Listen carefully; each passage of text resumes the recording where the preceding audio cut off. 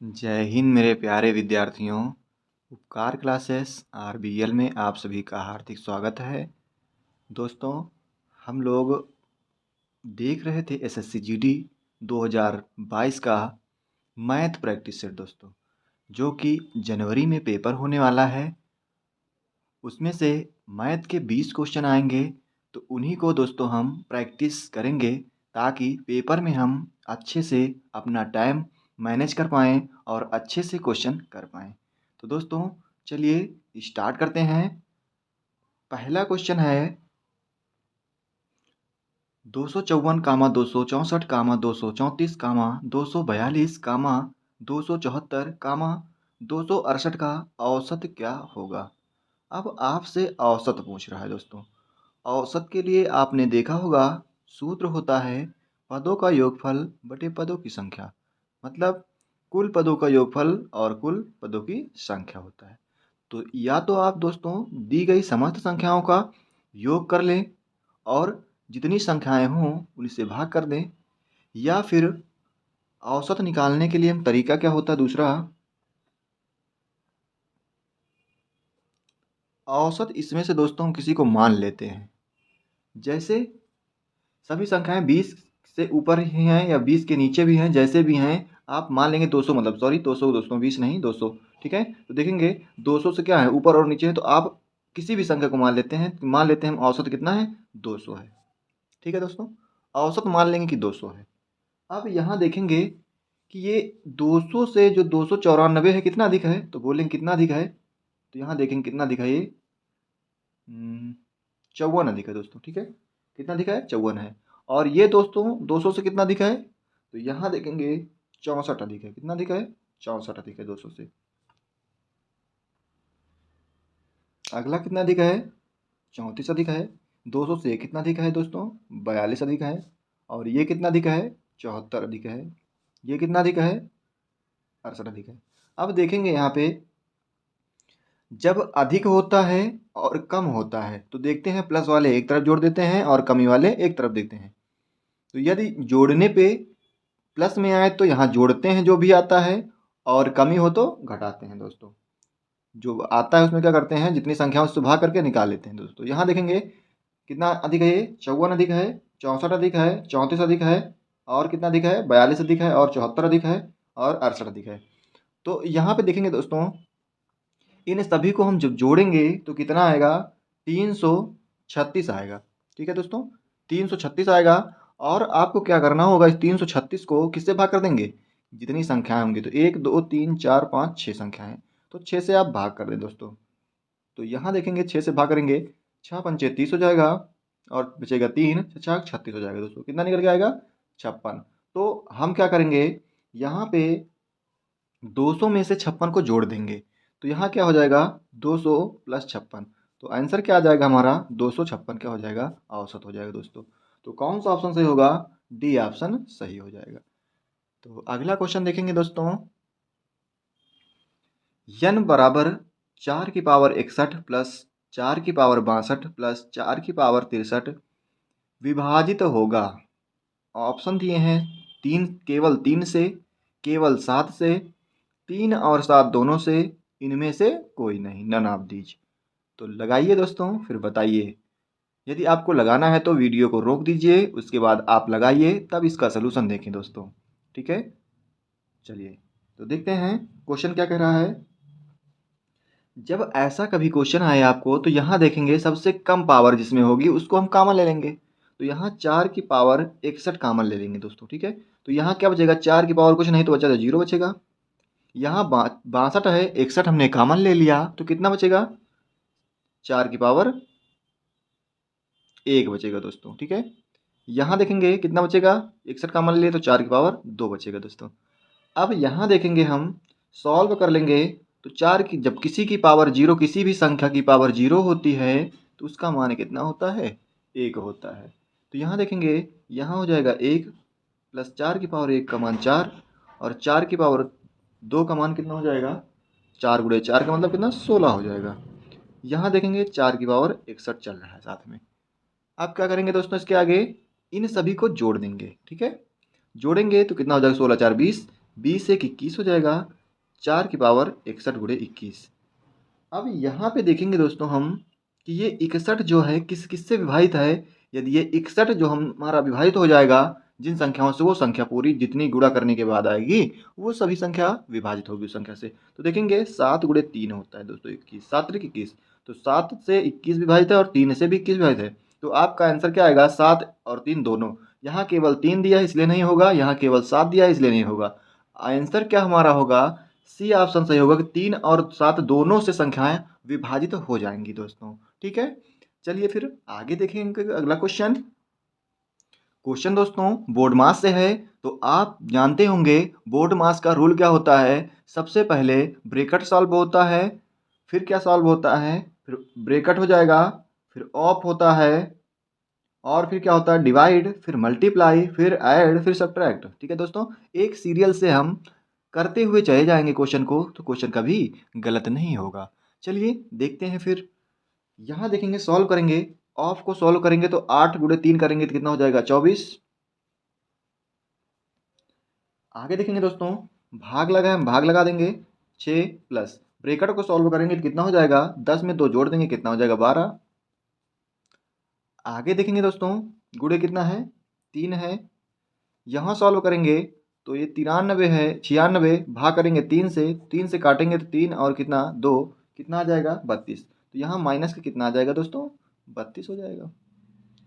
अब यहाँ पे हम देखेंगे कि जो कटने वाला हो काट देंगे, 6 से काटेंगे इसको तो कितने बार जाएगा? 4 बार। प्लस 12 गुणे 3 कितना होता है? 36 होता है दोस्तों। माइनस कितना हो जाएगा? 32। अब यहाँ देखेंगे 36 और ये 4 जोड़ेंगे कितना हो जाएगा? 40। 36 4 40 हो जाएगा। 32 घटा देंगे तो कितना आएगा? 8 आ जाएगा दोस्तों।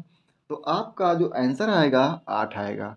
आपका सी ऑप्शन बिल्कुल सही होगा। दोस्तों अगला क्वेश्चन देखेंगे। अगला क्वेश्चन दिया हुआ है, यदि a प्लस बी का 40% बराबर a माइनस बी का 60% है तो 2a माइनस 3b अपान में a प्लस बी क्या होगा। ठीक है दोस्तों, तो देखिए लगाते हैं क्वेश्चन को क्या कह रहा है। तो यहाँ पे सबसे पहले हमें क्या करना होगा? a और b का मान निकालना होगा। तो a और b का मान कैसे निकालेंगे? तो क्वेश्चन दे रहा है a प्लस बी का मतलब जो होता है गुणा होता है।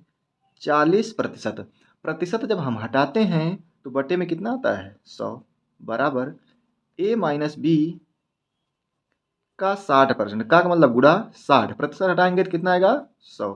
देखेंगे 100 से ये 100 कट जाएगा, 0 से 0 कट जाएगा, 2 से काटेंगे 2, 4 2 दूनी 4 हो जाएगा, 2 तिहाई 6 हो जाएगा। अब यहाँ पे गुणा कर देंगे तो यहाँ कितना हो जाएगा? 2a प्लस 2b बराबर हो जाएगा 3a माइनस 3b। अब यहाँ पे देखेंगे दोस्तों, ये 2b प्लस का है, ये इधर से माइनस का इधर आएगा तो प्लस का हो जाएगा 3b बराबर 3a। ये प्लस का था, ये इधर प्लस का है, दूसरी साइड में जाएगा तो माइनस का हो जाएगा 2a। यहाँ देखेंगे दोस्तों, यहाँ पे हो जाएगा घट जाएगा जब तो कितना हो जाएगा? 5b बराबर ये घटने के बाद कितना बचेगा? केवल 1a। अब यहाँ पे देखेंगे b बटे a निकालेंगे तो कितना आएगा? 1 बटे कितना हो जाएगा? 5। ठीक है दोस्तों, कितना आएगा? 1/5 आ जाएगा। a का मान 5 हो जाएगा, b का मान 1 हो जाएगा। ठीक है दोस्तों, आगे सॉल्व करेंगे। जो दिया है केवल a और b के मान आपको केवल रख देने होंगे, आपका क्वेश्चन लग जाएगा। यहाँ देखेंगे a का मान कितना दिया हुआ है? a का मान निकला है 5 माइनस b का मान 1 अपान में a का मान है 5 और ये 1। सॉल्व करेंगे दोस्तों, यहाँ 10 हो जाएगा माइनस 3 बटे में कितना? 6। सॉल्व करेंगे तो कितना हो जाएगा? 10 में 3 जाएगा 7 और 6। तो आपका जो आंसर निकल के आएगा दोस्तों 7/6 होगा। तो कौन सा ऑप्शन मिल रहा है इसमें? ए ऑप्शन सही है। दोस्तों यदि सेक्शन आपको अच्छा लग रहा है, क्वेश्चन अच्छे लग रहे हैं तो आपको अपने दोस्तों के साथ शेयर करिए दोस्तों। ठीक है, ताकि हमें और अच्छे से अच्छी क्वेश्चन और लाएं और आपको प्रैक्टिस अच्छे से कराएं ताकि आपको अच्छे लेवल के क्वेश्चन मिल पाएँ दोस्तों, ठीक है। यदि आप अपने दोस्तों के साथ शेयर करते हैं तो हमें मोटिवेशन मिलता है दोस्तों, ठीक है। तो चलिए दोस्तों अगला क्वेश्चन देखेंगे। क्वेश्चन है, कितनी 3 अंकीय संख्याएं 4 से पूर्णतः विभाजित होती हैं? दोस्तों एक क्वेश्चन इस टाइप का जरूर देखने को मिलता है आपको, ठीक है। तो इसे बहुत सावधानी पूर्वक देखेंगे ताकि अब कभी भी आपके पेपर में या प्रैक्टिस सेट में कहीं पे भी मिले ये, तो ये क्वेश्चन गलत नहीं होना चाहिए दोस्तों। अच्छा करने का तरीका यही होता है कि जो क्वेश्चन आपसे कभी गलत हो जाएं उसको आप उस टाइप के 2-4 क्वेश्चन कर लें ताकि जब भी अब दोबारा से वो उस टाइप का क्वेश्चन मिले तो आपसे गलत ना हो। तो धीरे धीरे करके आपकी गलतियां कम होती जाएंगी और आपके नंबर बढ़ते जाएंगे, ठीक है दोस्तों। तो यहाँ पे क्या होगा, 3 अंक की संख्या कह रहा है, तो 3 अंक की सबसे पहली संख्या जो होती है कौन सी होती है? 100 होती है दोस्तों, ठीक है। और दूसरी क्या हो जाएगी? 104, वो भी क्या हो, 4 से पूर्णतः विभाजित। तो 100 जो है 4 से विभाजित है और ये 104 भी 100 से विभाजित है। आगे क्या हो जाएगा? 108 हो जाएगा। दोस्तों ऐसे ही करते जाएंगे तो अंतिम संख्या क्या होगी? 996 जो होगी 4 से पूर्णतः कटने वाली संख्या होगी, ठीक है, 3 अंकों की। तो देखेंगे अब यहाँ से कुछ हमें समझ में आया कि यहाँ अंतर तो समान है, 4 4 का ही है, आगे भी 4 4 का होगा। तो हम क्या करेंगे कि यहाँ पे संख्या जब निकालना है कितनी संख्याएं हुए तो यन का मान निकालना है, यन की कितनी संख्याएं हैं। तो सूत्र एक होता है, लास्ट पद में से प्रथम पद को घटा देते हैं तो होता है अंतिम पद माइनस प्रथम पद अपान में क्या होता है? अंतर। सार्वांतर कहते हैं या अंतर कह दें, ठीक है दोस्तों। और प्लस यहाँ पे क्या होता है? 1 होता है, ठीक है दोस्तों। तो देखेंगे अंतिम संख्या क्या है? 996 है और प्रथम क्या है? 100 है। बटे में अंतर कितने का है? 4 का है दोस्तों। यहाँ से घटाएंगे तो 896 आ जाएगा। 896 को और प्लस एक साथ में चल रहा था, 896 को 4 से भाग करेंगे और एक जोड़ देंगे दोस्तों। तो यहाँ पे जब भाग करेंगे तो कितना आएगा? 4 से काट दें, 2 2 और कितना? 4, ठीक है दोस्तों। तो 224 में एक जोड़ देंगे तो कितना आएगा? 225 आपका क्या हो जाएगा? आंसर हो जाएगा। चलिए दोस्तों डी ऑप्शन बिल्कुल आपका सही है, ठीक है। अगला क्वेश्चन देखेंगे, यदि यक्स एक अभाज्य संख्या है तो यक्स की पावर 18 कामा यक्स की पावर 24 और यक्स की पावर 36 का एलसीएम क्या होगा? दोस्तों जब इस कंडीशन में क्वेश्चन आए कि एलसीएम की बात करें तो एलसीएम में हम देखते हैं कि सबसे बड़ी पावर क्या है, और एचसीएफ की जब बात करता है तो देखेंगे सबसे छोटी संख्या क्या है। तो जैसे आपसे कह दिया है थोड़ी देर के लिए, एग्जाम्पल लेते हैं कि 2 की पावर 3 गुणे 3 की पावर 2। अगला कह दिया जाए 3 की पावर 2 की पावर 1 गुणे 3 की पावर 1। इसका एचसीएफ आपसे पूछ लिया जाए तो क्या बताएंगे आप दोस्तों? तो यहाँ देखेंगे इन दोनों में कॉमन क्या है? 2 की पावर 1, यहाँ 3 है, यहाँ इतना है 1 है। तो यहाँ जो सबसे छोटी पावर होती है उसको लेते हैं जो दोनों में कॉमन हो। यहाँ देखेंगे 3 की पावर 2 है, 3 की पावर 1 है, तो यहाँ 3 की पावर 1। यही दोस्तों एचसीएफ होगा आपका, क्या होगा? एचसीएफ होगा, ठीक है। तो यहाँ पे क्या करेंगे? वैसे ही देखेंगे कि सबसे एलसीएम जब कहे तो सबसे बड़ी पावर देखते हैं, और यहाँ पे देखेंगे 18 है, 24 है, 36 है, तो सबसे बड़ी पावर क्या है? 36 है। तो यक्स की पावर 36 यही क्या हो जाएगा? आपका आंसर हो जाएगा दोस्तों, ठीक है। यक्स की पावर 36 जो है आपका आंसर हो जाएगा।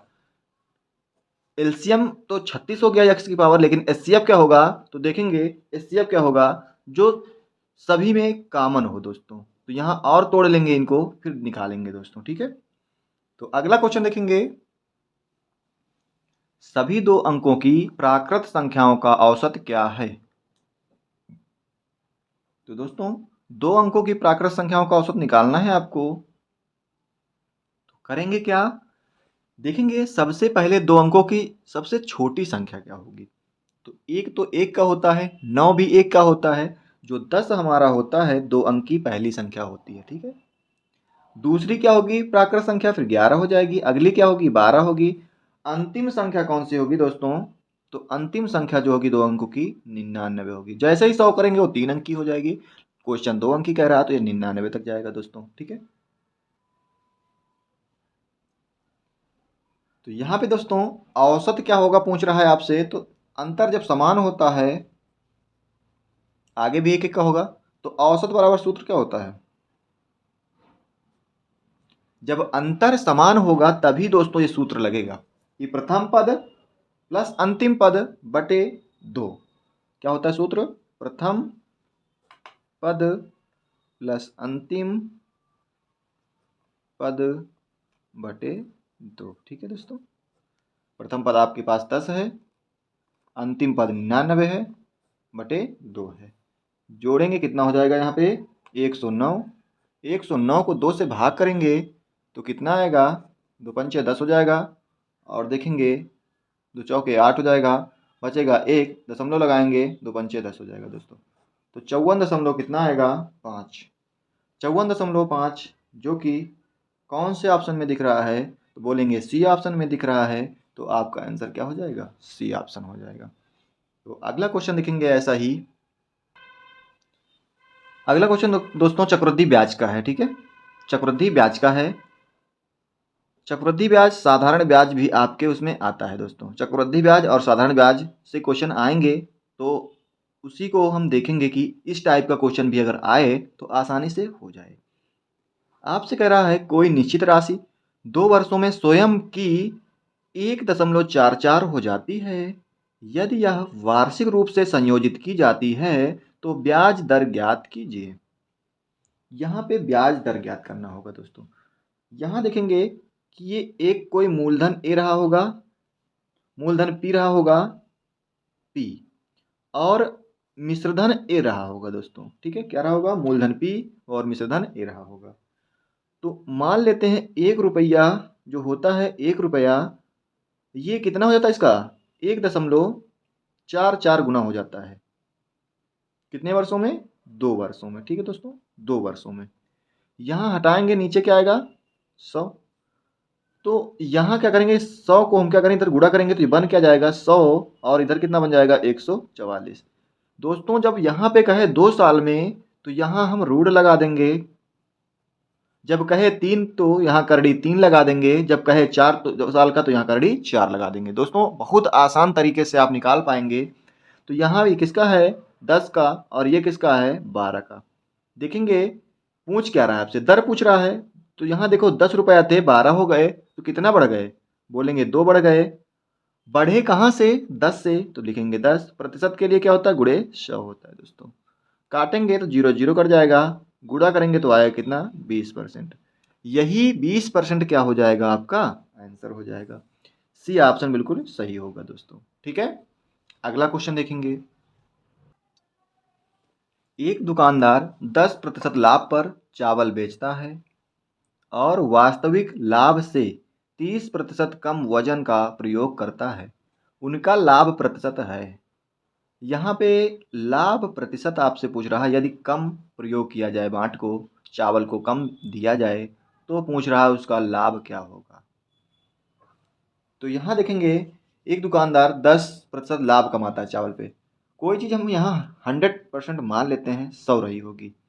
इसमें क्या है 10% लाभ लिया होगा तो कितना लिया होगा, ये कितना 100 का 10% निकालेंगे तो 10 आएगा, और 100 में 10 जोड़ेंगे तो कितना हो जाएगा 110। और ये 30% कम वजन तौलेगा दोस्तों। 100 kg का वजन था और 30% कम तौले, तो 100 का 30% कितना 30 होगा, 100 में 30 घटाएंगे तो कितना आएगा 70। भाई यहाँ पे देखेंगे 100 का 30% कितना होगा 70 आएगा, निकाल दिया हमने 70। तो यहाँ कह रहा तो लाभ क्या होगा। अब यहाँ देखेंगे कि अंतर कितने का है। 70 और 110 में अंतर कितने का है, तो बोलेंगे 40 का है। 40 का अंतर है, और कहाँ से, क्रय मूल्य से देखेंगे दोस्तों, खरीदा कहाँ से है, तभी लाभ प्रतिशत निकलेगा इसका या हानि प्रतिशत निकलेगा। तो क्रय मूल्य कितना है 70, प्रतिशत के लिए क्या करेंगे, गुणे 100 कर देंगे। ठीक है दोस्तों, यहाँ से जो कटने वाला होगा काट देंगे, कटेगा, ये हो जाएगा 400 बटे कितना 7। 7 से जब भाग करेंगे, 7 पन्ना 35 होता है, बचे कितना 35 5 40, फिर हो जाएगा 40, 50 हो जाएगा, फिर 7 सत्ती 49 होता है, 49 1 50 होता है दोस्तों, तो लिखेंगे 1 बटे कितना 7। यही परसेंट आपका क्या हो जाएगा, आंसर हो जाएगा। तो कौन सा ऑप्शन सही है, 57.17%। तो बी ऑप्शन क्या हो जाएगा आपका, बिल्कुल सही हो जाएगा। अगला क्वेश्चन जो है आपका देखेंगे, 400 ग्राम चीनी के घोल में 40% चीनी है, घोल में 50% चीनी करने के लिए कितना और चीनी मिलानी चाहिए। आपसे पूछ रहा है चीनी कितना मिलानी चाहिए। तो देखेंगे यहाँ पे कि 400 ग्राम में 40% चीनी है, तो चीनी कितना है देखेंगे दोस्तों, काट देंगे 2 जीरो 2 जीरो, 4 चौक 16। जो चीनी है, चीनी कितना है 160। ठीक है, कितना है 160। चीनी यदि 160 है और जो शेष बचेगा क्या होगा, फिर घोल में पानी ही तो होता है, तो जो पानी होगा ये चीनी का अनुपात हो जाएगा, चीनी जो शेष होगा वो पानी होगा। देखेंगे दोस्तों, यदि एक 400 जो दिया हुआ है इसमें से 160 ये हो गया, तो शेष कितना बचा फिर, तो बोलेंगे 240। 240, 60 जोड़ा तो कितना हो जाएगा 300, 100 और जोड़ा तो 400, बराबर हुआ। अब देखेंगे मिला क्या रहा है आपसे, कह रहा है घोल में 50% चीनी करने के लिए कितना और चीनी मिलाना होगा। चीनी मिलाने की बात करें, ना कि पानी दोस्तों। तो यहाँ आप क्या करेंगे, मान लेते हैं यक्स चीनी मिलाना पड़ेगा, x ग्राम चीनी और मिलाना पड़ेगा। तब कह रहा है कि मिश्रण में क्या हो जाए 50% प्राप्त करने के लिए, तो दोनों चीज 50, अगर ये चीनी क्या हो जाएगी 50%, तो शेष 100 होता है, तो ये भी 50 हो जाएगा 50%। ठीक है दोस्तों, तो 50% वैसे ही आप मान रख सकते हैं 1:1 होता है, काटेंगे तब भी तो क्या आएगा 1:1 ही आ जाएगा। अब यहाँ गुणा कर देंगे, एक का गुणा इसमें करेंगे तो कितना 16, 160 प्लस यक्स हो जाएगा, और बराबर इधर जाएगा तो कितना हो जाएगा 240। ठीक है दोस्तों, यक्स बराबर क्या निकल गया 240 में से हम घटा देंगे 160, तो यक्स बराबर कितना आ जाएगा, घटाएंगे तो 0 हो जाएगा, और ये 16 में से 6 जाएगा तो कितना हो जाएगा 16, यहाँ कितना 14, 14 में 6 जाएगा तो कितना हो जाएगा दोस्तों, घटा लीजिए आप, 8 6 14 होता है दोस्तों, कितना होता है 8 6 14 होता है, तो कितना रखेंगे यहाँ पे 8। अब देखेंगे यहाँ एक बचा है और यहाँ एक है, एक में एक जाएगा तो क्या बचेगा, कुछ नहीं बचेगा। तो आपका जो आंसर आएगा कि कितना मिलाना पड़ेगा, 80 ग्राम मिलाना पड़ेगा दोस्तों। तो आपका आंसर क्या सही होगा, डी ऑप्शन बिल्कुल सही हो जाएगा। ठीक है दोस्तों, डी ऑप्शन जो होगा बिल्कुल सही होगा। चलिए अगला क्वेश्चन देखेंगे।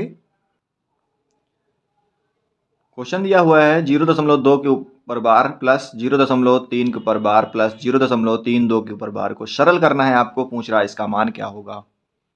हमने बताया था जिस संख्या के ऊपर बार लगा होता है बार को हटाते हैं, जितनी संख्याओं पे बार लगा होता है उतने नीचे 9 लिख देते हैं दोस्तों।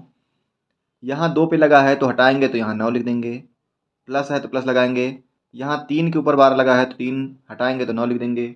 आगे देखेंगे 32 पे लगा है दोस्तों, कितने पे लगा है 32 पे लगा है, तो 32 बटे कितना हो जाएगा 99।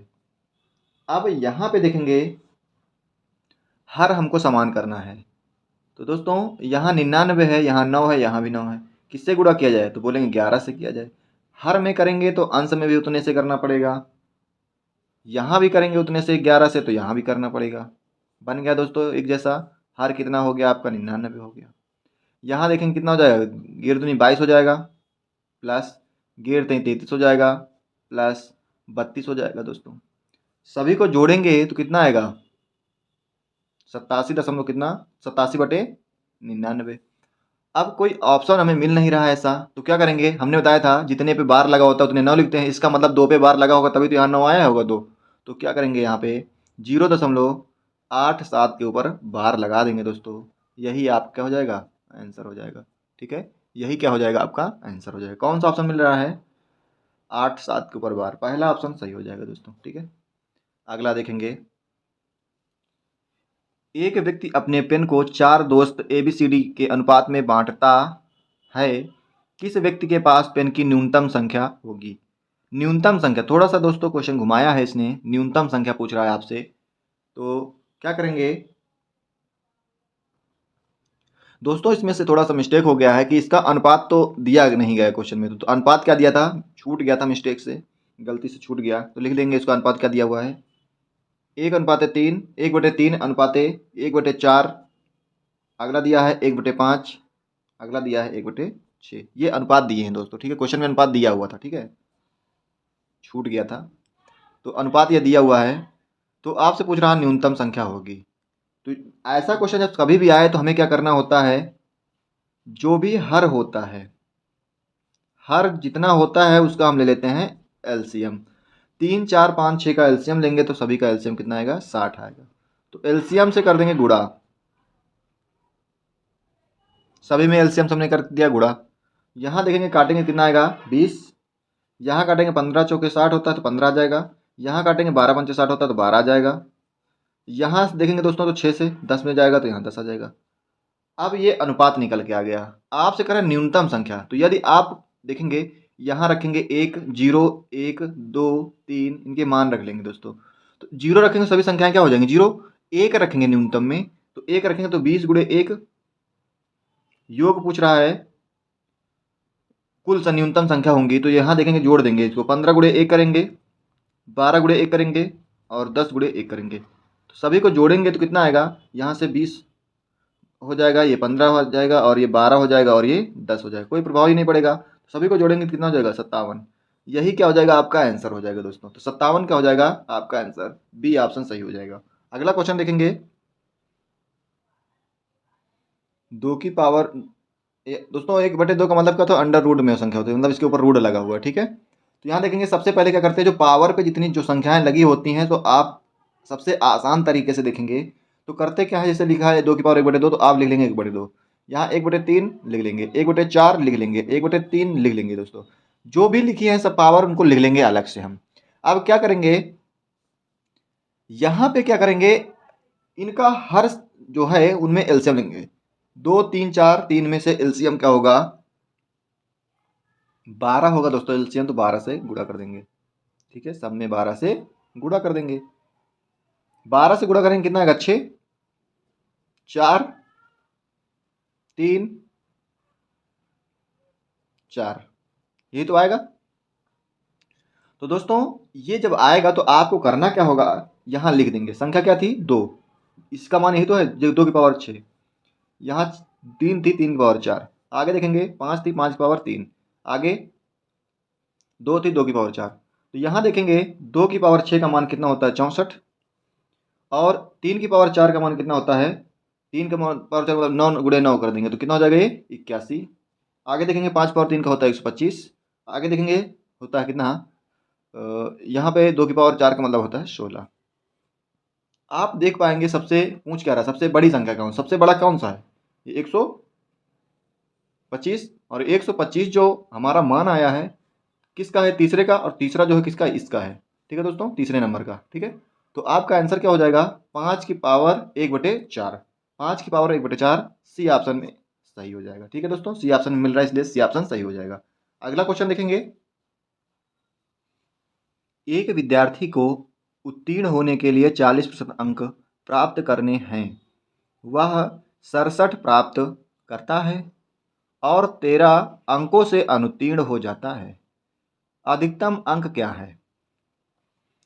दोस्तों अधिकतम अंक से तात्पर्य है कि पूर्णांक क्या है। ठीक है, तो पूर्णांक पूछ रहा है आपसे, तो देखेंगे 40% अंक पाता है, वो 40% पाता है दोस्तों। यहाँ अंकों में कितने पाता है, 67 पाता है, और वह क्या होता है 13 से फेल हो जाता है, मतलब अनुत्तीर्ण हो जाता है। यदि जो व्यक्ति फेल हुआ हो जितने नंबर से या जितने अंकों से, उसको उतने मिल जाए तो पास हो जाता है। तो यहाँ क्या कर देंगे 13 जोड़ देंगे, तो 40% की वैल्यू क्या हो जाएगी, यहाँ पे जोड़ेंगे तो कितना हो जाएगा 10, और ये कितना हो जाएगा 7 एक 8, कितना हो जाएगा 80।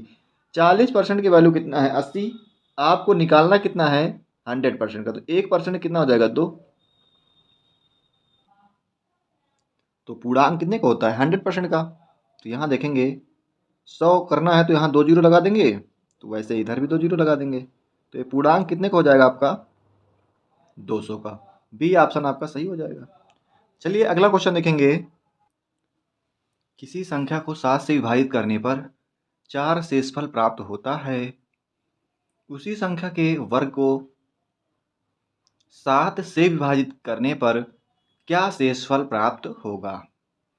दोस्तों आपसे पूछ रहा है शेषफल क्या प्राप्त होगा। एक क्वेश्चन इस टाइप का भी देखने को मिलता है।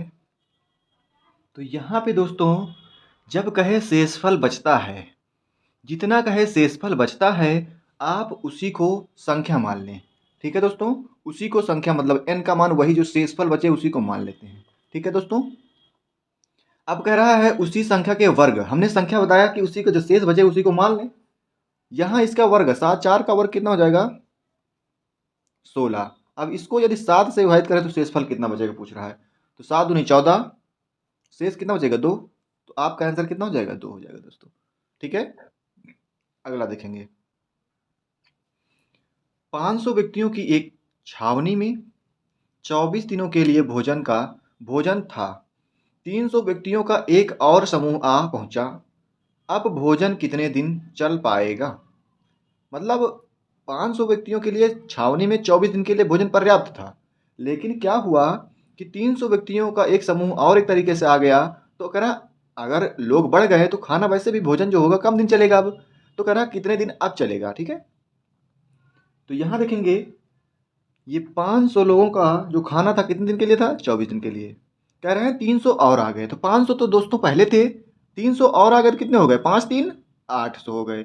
कितने दिन चलेगा कह रहा अब, तो हमें क्या नहीं मालूम है, तो मान लेंगे यक्स दिन चलेगा दोस्तों। ठीक है, कितने दिन चलेगा यक्स दिन चलेगा। अब यहाँ देखेंगे काटेंगे क्वेश्चन में जो भी आएगा उसके बाद काटने के बाद हमारा आंसर हो जाएगा। 8 से काटेंगे 8 त्रिक 24 हो जाएगा, 5 नहीं 15 दोस्तों। तो यक्स का मान कितना आया 15। तो कितने दिन चलेगा अब 15 दिन चलेगा दोस्तों। ए ऑप्शन सही हो जाएगा। ठीक है, कौन सा ऑप्शन सही होगा, ए ऑप्शन सही हो जाएगा। चलिए अगला क्वेश्चन देखेंगे। धनात्मक पूर्णांकों के युग्म की संख्या कितनी है जिनका योग 99 तथा महत्तम समापवर्तक 9 है। तो दोस्तों एलसीएम और एचसीएफ से ये क्वेश्चन दिया गया है।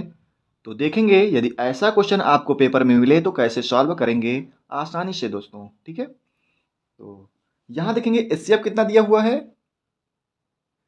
9 दिया हुआ है। संख्या पहली संख्या है, मान लेंगे हम कि 9 ए दी हुई है, या 9 यक्स वाई मान लें, कुछ भी मान लें दोस्तों आप। दूसरी संख्या जो होगी 9 बी मान लेंगे। आप स्वतंत्र हैं, चाहे ए बी माने चाहे एक्स वाई माने, कुछ भी मान लें, कोई समस्या नहीं होगी दोस्तों। यहाँ देखेंगे कह रहा है इनका योग, तो 9a प्लस 9b कितना दिया है 99। यहाँ से 9 कॉमन लेंगे तो a प्लस बी कितना बचेगा 99। दोस्तों काटेंगे तो कितना आएगा a प्लस बी का मान 11। ठीक है, अब ऐसे दो कौन कौन से मान होंगे जो कि दोनों का योग करने पे 11 आए।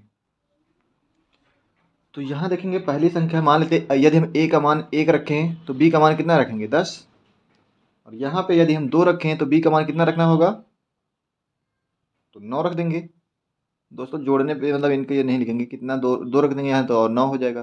3 रखेंगे तो कितना हो जाएगा फिर 11, दोनों का योग एक तरीके से क्या हो 11 ही हो, इससे ऊपर ना होने पाए। तो यहाँ कितना रखेंगे 8। अगले यदि यहाँ 4 रख देंगे तो कितना रखेंगे फिर यहाँ रखेंगे कितना 7। अगले यहाँ अगर 5 रखेंगे तो यहाँ कितना 6। आगे यहाँ 6 रखेंगे तो यहाँ 6 रखेंगे दोस्तों, तो फिर क्या हो जाएगा संख्या क्या हो जाएगी नहीं बनेगी। तो ऐसा यहाँ देखते हैं कि ये अभाज्य संख्या हो, मतलब कहने का मतलब ये संख्याएं जो हो दोनों अभाज्य हो, इनमें कुछ कॉमन ना हो, एचसीएफ क्या हो 1 हो। तो कितने बन सकते हैं 1 2 3 4 5 दोस्तों, कितने बन सकते हैं 5। तो आपका आंसर जो होगा डी ऑप्शन सही हो जाएगा। चलिए अगला क्वेश्चन देखेंगे। कह रहा है एक नाव धारा के प्रतिकूल 45 किलोमीटर 9 घंटे में और 48 किलोमीटर धारा के अनुकूल 8 घंटे में जाती है। शांत जल में नाव की चाल। दोस्तों प्रतिकूल का मतलब क्या होता है? विपरीत, और अनुकूल का मतलब होता है क्या? धारा की दिशा में। ठीक है, तो यहाँ देखेंगे प्रतिकूल चाल कितना कह रहा है? प्रतिकूल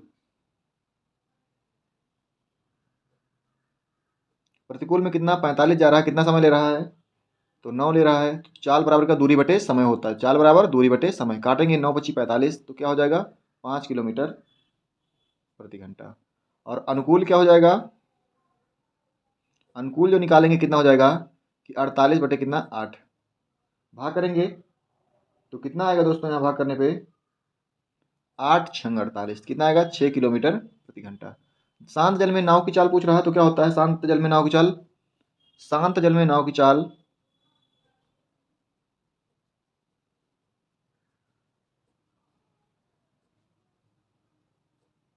अनुकूल चाल प्लस क्या होता है? प्रतिकूल प्रतिकूल चाल बटे कितना होता है? 2 होता है दोस्तों। ठीक है, अनुकूल प्लस प्रतिकूल बटे 2, ये सूत्र होता है। तो यहाँ देखेंगे अनुकूल कितना है? 5, ये 6 बटे कितना? 2। 6 5 कितना हो जाएगा? 11। 11 बटे 2 कितना हो जाएगा दोस्तों? 5.5। तो आपका आंसर कितना आ जाएगा? 5.5 किलोमीटर प्रति घंटा। ठीक है, तो 5.5 किलोमीटर प्रति घंटा, बी ऑप्शन सही हो जाएगा। ठीक है दोस्तों, अगला क्वेश्चन देखेंगे। एक वस्तु का विक्रय मूल्य क्रय मूल्य का 7/6 है, लाभ प्रतिशत कितना? तो दोस्तों वस्तु का विक्रय मूल्य जो सेलिंग प्राइस है, क्रय मूल्य का सीपी का क्या है? क्रय मूल्य। एसपी जो होता है विक्रय मूल्य होता है, सीपी क्या होता है? क्रय मूल्य होता है। क्रय मूल्य का कितना? 7/6 है। तो यहाँ देखेंगे एसपी बटे एक, ये क्रय मूल्य भाग में आ जाएगा। ठीक है दोस्तों, तो सीपी हो जाएगा। ठीक है, क्रय मूल्य भाग में आएगा। 7 बटे कितना हो जाएगा? 6। यहाँ पे खरीदा 6 का था, बेचा कितने का? 7 का। तो लाभ कितने का हुआ? प्रॉफिट परसेंट पूछ रहा है, तो लाभ 1 का हुआ दोस्तों। प्रॉफिट प्रतिशत बराबर क्या हो जाएगा? लाभ 1 का हुआ। और लाभ और हानि की जो गणना करते हैं कहाँ से करते हैं? क्रय मूल्य से। तो क्रय मूल्य कितना? 6, परसेंटेज के लिए गुणे 100। तो दोस्तों परसेंटेज जब हमने पढ़ाया था तो वहाँ पे बताया था, जो साथी नहीं पढ़े हैं वो जाके परसेंटेज की वीडियो देख लें, तो वहाँ से और अच्छे समझ में आएगा। ठीक है दोस्तों, प्ले लिस्ट में सभी क्लास पड़ी हुई हैं। ठीक है, तो यहाँ देखेंगे 1/6 का मान क्या होता है? 16 सही 2/3%। तो आपका आंसर कितना हो जाएगा? 16 सही 2/3। डी ऑप्शन क्या हो जाएगा आपका? सही हो जाएगा। अगला क्वेश्चन दोस्तों वर्ग एवं वर्गमूल से होता है। वर्ग एवं वर्गमूल से है तो इसको लगाने का आसान तरीका क्या होता है? यहाँ पे 5 प्लस 2√6 लिखा हुआ है। आपको करना क्या होता है? यहाँ 2 होना चाहिए, क्योंकि अब आप जानते हैं ए प्लस बी का होल स्क्वायर जो होता है क्या होता है? A square plus B square plus 2ab। दोस्तों पूरे फॉर्मेट से लगाएंगे तब भी वही लगेगा, और थोड़ा सा शॉर्ट में लगाएंगे तो आसान चीज़ें पड़ती हैं। यहाँ पे 2 होना चाहिए, और नहीं होता तो हमें बनाना होता है दोस्तों 2। ठीक है, 3 को तोड़ देंगे इसको तो क्या हो जाएगा? 2 और 3 में तोड़ देंगे, 2 गुणे 3 करेंगे तो कितना हो जाएगा? 6 हो जाएगा। दोस्तों ये रूल कहता है कि इनका गुणा करें आपस में तो 6 आए, और जोड़े तो ये पहला वाला है। तो क्या आ रहा है? बिल्कुल आ रहा है। जब ऐसा आए क्वेश्चन में तब क्या करते हैं? संख्याओं को लिख लेते हैं, इन पे रूढ़ लगा देते हैं दोस्तों। ठीक है, रूढ़ लगाने के बाद यहाँ देखते हैं, यदि प्लस है तो यहाँ प्लस लगाएंगे, यहाँ माइनस है तो माइनस लगाएंगे। तो यहाँ पे प्लस है तो यहाँ क्या लगा देंगे? प्लस लगा देंगे दोस्तों। ठीक है, तो जो ऑप्शन आंसर होगा वो अंडर रूट का 2 प्लस अंडर रूट का 3, यही आपका आंसर हो जाएगा। कौन सा ऑप्शन सही है दोस्तों? तो यहाँ देखेंगे डी ऑप्शन मिल रहा है। ठीक है, तो दोस्तों ये रहे आपके 20 क्वेश्चन जो कि एसएससी जीडी के लिए बहुत ही इंपॉर्टेंट हैं। तो दोस्तों ऐसे ही क्वेश्चन अच्छे अच्छे और भी लाएंगे, तो दोस्तों आपका प्रैक्टिस और अच्छे से हो पाएगा, जो कि आपको वहाँ पे पेपर में जब देखने को मिलेंगे तो दोस्तों हर एक टाइप आप पहले ही कर चुके होंगे, जिससे कि आपका वहाँ पे टाइम मैनेजमेंट हो जाएगा अच्छे से। दोस्तों अब की बार क्या हुआ है कि पैटर्न थोड़ा सा चेंज होने के कारण पेपर में काफ़ी बदलाव देखने को मिलेगा। यहाँ पे बच्चों को क्या हो रहा है? टाइम की कमी हो रही है दोस्तों। तो टाइम किस में कम पड़ रहा है? जो लोग प्रैक्टिस नहीं कर पा रहे हैं। तो मैथ में से क्या होता है, जितना अच्छे से हम लोग प्रैक्टिस करते हैं उतना ही अच्छे से क्वेश्चन वहाँ पेपर में कर पाते हैं दोस्तों। तो मैथ और रीजनिंग ही 2 सब्जेक्ट ऐसे हैं कि जो कि टाइम आपका वहाँ पे लेंगे अच्छे से। तो मैथ को आप अच्छा करना चाहते हैं तो अच्छे से प्रैक्टिस अपने यहाँ पहले ही कर लें, ताकि पेपर में आपको जब बैठें तो ये लगे नहीं ये तो क्वेश्चन हम पहले कर चुके हैं या इस टाइप के क्वेश्चन हम पहले कर चुके हैं। तो दोस्तों, यदि आपको क्लास अच्छी लगी है तो लाइक, शेयर एवं सब्सक्राइब करें, अपने दोस्तों के साथ शेयर करें। ठीक है? तो तब तक के लिए इतना ही रखते हैं, फिर मिलते हैं अगले प्रैक्टिस सेट में। ठीक है दोस्तों, जय हिंद।